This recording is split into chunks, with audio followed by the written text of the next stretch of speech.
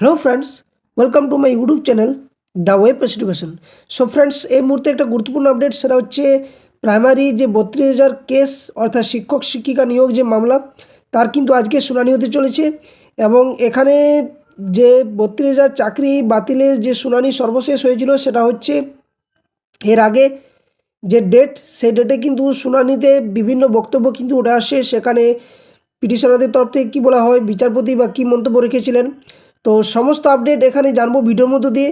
আদৌ কি মামলার বর্তমান অবস্থা এবং বিচারপতির পর্যবেক্ষণ কী রয়েছে, বোর্ডের বক্তব্য এবং আবেদনকারীদের রণনীতি বা কী, পিটিশনারদের কি চাকরি নিশ্চিত হতে চলেছে, তো সমস্ত বিষয় আপনাদের সামনে আমি শেয়ার করব। তো অবশ্যই ভিডিওটা শেষ পর্যন্ত দেখুন এবং আজকের কেস স্ট্যাটাস কী রয়েছে অ্যাপিলেটেড সাইডে দেখলে কিন্তু বোঝা যাবে। তো চলুন বিষয়টা একদম ডিটেলস জানা যাক, কত নম্বরে শুনানি রয়েছে, কখন শুনানি হবে, একদম ডিটেলস ব্যাখ্যা করা যাক।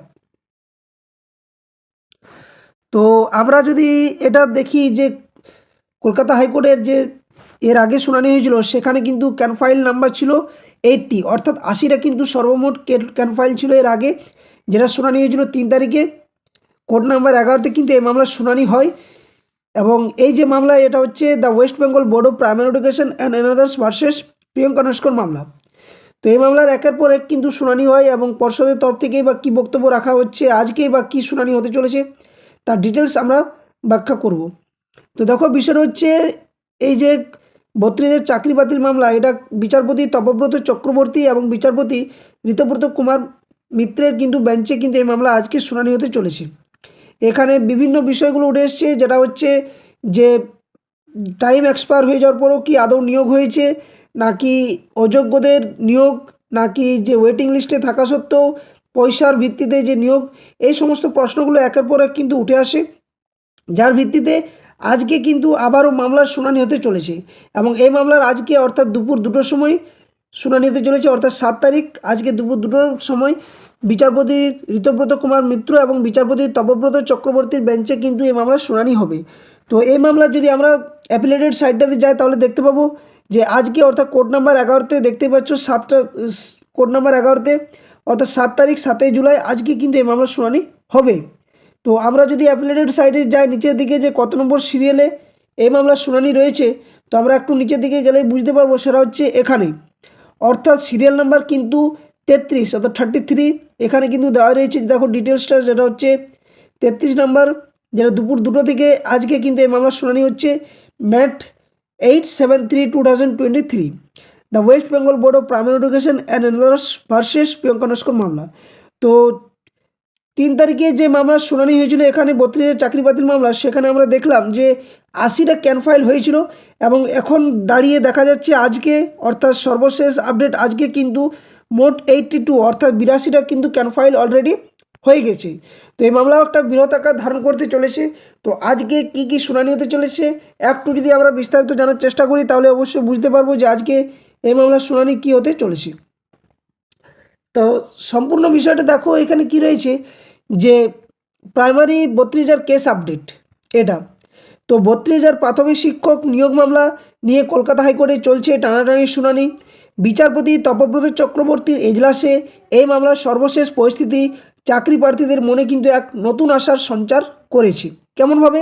আর সবচেয়ে বড় প্রশ্ন হয়ে দাঁড়িয়েছে যে 32,000 মামলায় আবেদনকারীদের চাকরি কি সত্যি নিশ্চিত, এটা একটা প্রশ্নচিহ্ন কিন্তু থাকছে এবং জানিয়ে আজকেও কিন্তু আবার শুনানি হতে চলেছে। এই প্রতিবেদনে আমরা এই মামলার খুঁটিনাটি এবং সম্ভাব্য ভবিষ্যৎ সম্পর্কে কিন্তু একটু বিস্তারিত আলোচনা করব। তো আলোচনা করার আগে সকলকে বলবো, যারা এই ধরনের আপডেটগুলো পেয়ে বা নোটিফিকেশান নিউজ তথ্যগুলো পেয়ে উপকৃত হচ্ছেন চ্যানেলের মধ্য দিয়ে, অবশ্যই চ্যানেলটি সাবস্ক্রাইব করুন এবং পাশে থাকা বেল নোটিফিকেশান অন করুন, যাতে সমস্ত আপডেট নিউজ নোটিফিকেশান সময় মতো নোটিফিকেশান আকারে পেয়ে যান। তো দেখো কি রয়েছে প্রথম বিষয়ে, সেটা হচ্ছে মামলার বর্তমান অবস্থা এবং বিচারপতিদের পর্যবেক্ষণে কি রয়েছে।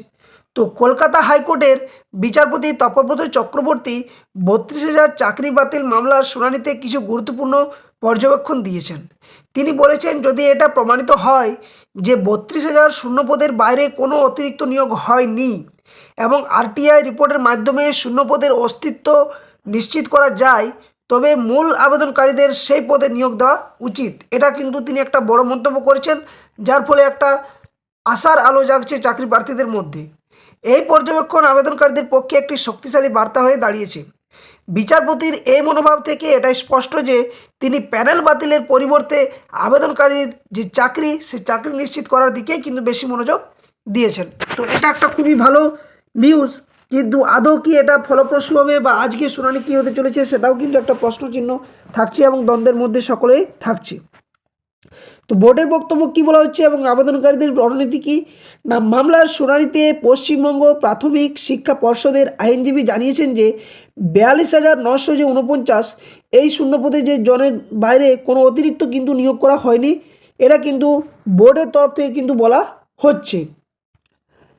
আর কি বলা হচ্ছে না, এই বক্তব্য আবেদনকারীদের জন্য একটি বড় সুযোগ হয়ে দাঁড়িয়েছে, কারণ এখানে পর্ষদ যে হিসাবে বা বোর্ড যে হিসাবে বলেছে যে 42,949-এর বাইরে কিন্তু কোনোভাবেই নিয়োগ করা হয়নি বাড়তি। তো আবেদনকারীদের এখন উচিত বোর্ডের এই বক্তব্যকে সমর্থন করে নিজেদের পক্ষে কিন্তু সওয়াল করা। তাদের আইনজীবীদের মাধ্যমে আদালতে এটা পরিষ্কার করে দিতে হবে যে তারা পুরো প্যানেল বাতিল চান না, বরং নিজেদের চাকরি ফিরে পেতে চান। এই কৌশল অবলম্বন করলে বিচারপতিদের সামনে তাদের দাবি কিন্তু আরও জোরালো করে তুলতে হবে এবং জানিয়ে কিন্তু আজকে আরও মামলাটা একটা বৃহৎ আকার ধারণ করতে চলেছে। প্রশ্ন আসে 26,000 চাকরি বাতিলের উদাহরণ এবং তার শিক্ষাটা কী। তো বিচারপতি চক্রবর্তী 26,000 চাকরি বাতিল মামলার উদাহরণ টেনে এনেছেন, যেখানে প্যানেল বাতিলের ফলে কোনো পক্ষই লাভবান হয়নি এবং সকলেরই আর্থিক কিন্তু ক্ষতি হয়েছিল বলেও কিন্তু তিনি দাবি জানাচ্ছেন। তিনি চান না যে 32,000 মামলার পরিণতিও এই একই রকম 26,000-এর মতো হোক বলে।